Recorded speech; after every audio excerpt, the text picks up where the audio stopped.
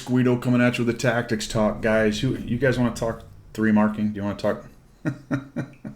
I am foolishly attempting to 3 mark a tank. T-71 CMCD, Tier 7. Generally, I don't consciously go after 3 marks. I've done it on occasion. Mixed results, mostly bad. I think you get into try-hard mode. This one I'm trying to do, it's the Tier 7 American T-71 CMCD, the single shot, not the autoloader T-71. And I noticed at about 40 battles or so, I was already around 60-70%. This is my 2 mark game. You can see that I've only got 1 mark on it here, but this is my 2 mark game. We've loaded into Westfield, and I am, well, mid-tier. Not mid-tier, sorry, top tier, but it's a 2-tier battle, 7s and 6s. Marking is an interesting thing, and I wanted to talk a little bit about that. We're also going to talk about assessing the battle. So I load into this, and I know that I want to do my 1700, 1500, whatever. It's somewhere in there that gets me a little bit of a bonus on the mark. I don't want to lose ground, right? I know I'm close on 84 point something%. I just need to have a decent game so I can push it up over the 2 mark. And when you're marking, that's what you want to do, right? You don't want to go backwards. So whatever you do, you don't want to go backwards. So when you assess the battle, you're going to make some decisions. And they may or may not be, sometimes they are not, decisions that are conducive to winning. And it's unfortunate because that's just kind of how marking is. You're trying to do damage and assist. All right, so this is an interesting map because it has 2 widely spaced spawn points. There are a couple maps that have spaced spawn points, but none of them, I think, there's not another one in the game that's this widely spaced. And the mediums and lights who tend to spawn down in the pit down here are in the pit. So what you're going to have is a lot of people will go here with their mediums and lights to the southeast corner. And you've heard me talk about it a lot, they'll just play the peekaboo thing and they'll sit there and maybe they'll snipe across. And meanwhile, the entire game is decided up here in the northwest. As a general rule, that's why I go with nearly anything up into the northwest, even with light tanks.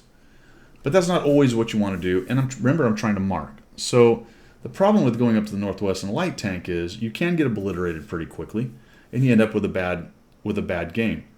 I happen to think that's my best move to try to help this team win, but I'm also trying to mark. Then I looked at the lineup, and I went, why? Because what I'm going to find up there is a T-29 on the other enemy team, an IS-2S, some good medium, or some good TDs up there, and 2 artillery, a Hummel and an M4. And I say, well, that's fine. What do we have? We have a KV-122, which is not well suited for fighting up there. A Panther M10, opposite the T-29. We have nothing to counter the T-29 up there. And then a Challenger. We both have E-25s, that's fine, and then some other cats and dogs. My decision then on this one is, we'll get started. I'm just going to go down to the southeast. I'm going to look to do the damage that I can, and I'm just going to try to save my mark status. And unfortunately, that is probably about the best you can do in situations like this. Matchmaker gave us a bad matchup. It did. This is an atrocious matchup.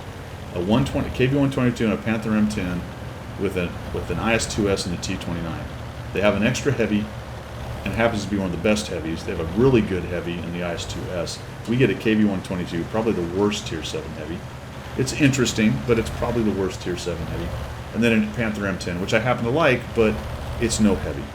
Now, we're going to watch what happens up in the northwest.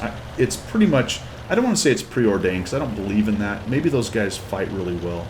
And maybe I could have made a difference going up there, but we're going to watch how this match proceeds. So I'll come in here. I don't see anybody in the corner. Right now I'm sort of feeling like this is actually not bad. If we can get this whole crowd of guys who have stopped back there to help me out. I'm going to take a shot here. Unfortunately, I get spotted. Yeah, I was a little too close. That bush was not dark enough. That's a bummer.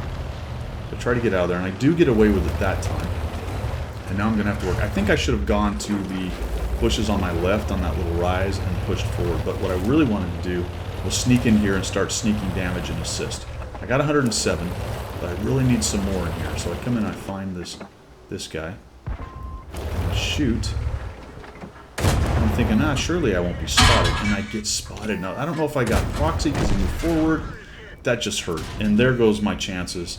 I'm thinking, well, that's the end of that. Am I going to be able to somehow escape this? Thank goodness what was hitting me was all small caliber stuff and didn't hit very hard. That gets me to 600, so I'm getting close to what I want. And look what happened in the north. Oof. Ouch. The 122's gone. The Su-100 M1's gone. The M10, is he over here? No, he's... Where's the M10? Can't find him. Oh, there he is. He's over with me, naturally, because why would he stay up there in the important area? You know, it's one of those things. I can say that, but at the same time, I did not go to the critical terrain. These are the kinds of things that cause losses here. I am prioritizing my marking vice winning. It looked like a bad setup matchmaker-wise, and it was. And I made a decision, a conscious decision, to go for damage and spotting and not necessarily the win. And that's just really how it goes with the marking. It's unfortunate. Now, it is obviously very possible to always play to win and do well marking. Absolutely. That's how most of my marks have happened. Just play the tank, and if you do well enough, eventually the marks will come. But if you start to consciously doing it, you start to consciously do it, and you don't want to lose ground, these are the kinds of things you got to do. So take a little shot in here. And we're up to about 1100. I get spotted. That's very unfortunate. Thank goodness the Hellcat missed. And now I'm just trying to sneak a few more shots on these guys. There we go. But Rumpelstomp is in effect completely lost in the northwest. We're back into our artillery, and I'm just hanging out in the bush, trying to get as much damage. I've got 1500, so I'm feeling pretty good. I'm like, all right, that's about where I want to get on this, and we're just getting closed in on. Guys in every direction, shooting him, get him dead. We're going to survive, I don't know. Sort of, maybe, nope, one. Alright, he doesn't quite kill me, goodness gracious. There's another shot in there. Am I going to get away from it? No. He just keeps shooting in there. I don't know if I was still lit. Probably not. I think he was just shooting in that general area. He's got an autoloader. Ended up with 1,200 damage and 661 assists, so 1,800, almost 1,900. That's going to be enough to bring the mark up.